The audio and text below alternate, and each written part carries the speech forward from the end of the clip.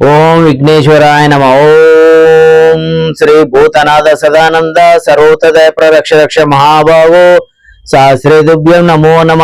స్వామి శరణమయ్యప్ప. సాధారణంగా ఉండే కొన్ని నియమాలు, స్టార్టింగ్ లో ఉండే కొన్ని నియమాల గురించి నేను చెప్తున్నాను. 2-3 రోజుల ముందు నుంచే శాకాహారం తినటం చాలా ఉత్తమం, మంచిది. మాల ఏ రోజైతే వేసుకోవాలనుకుంటారో ఆ రోజు ఉదయమే స్నానం చేసుకొని నల్ల బట్టలు ఇక్కడి నుంచి మీరు ధరించైనా వెళ్ళొచ్చు, గుడికి వెళ్ళైనా వేసుకోవచ్చు.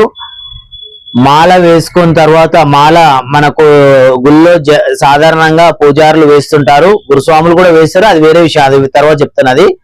మాల ఒకసారి ధరించిన తర్వాత 41 రోజులు దీక్ష ఖచ్చితంగా చేయాలి. ఈ దీక్షలో సాధారణమైన నియమాలు ఏంటంటే ఉదయం సాయంత్రం చల్లనీళ్ళ స్నానం చేయాలి, 2 పూటల పూజ చేయాలి, అందరితో గ్రూప్ లో అందరితో కలిసి. కాళ్ళకి చెప్పులు ఉండకూడదు. మన తెలుగు రాష్ట్రాలలో, ముఖ్యంగా మన తెలుగు రాష్ట్రాలలో నల్ల బట్టలు మాత్రమే ధరించడం అనేది నియమం ఉన్నది.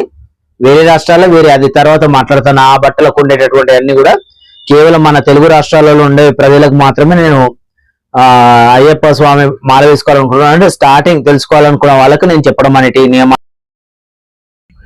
ఖచ్చితంగా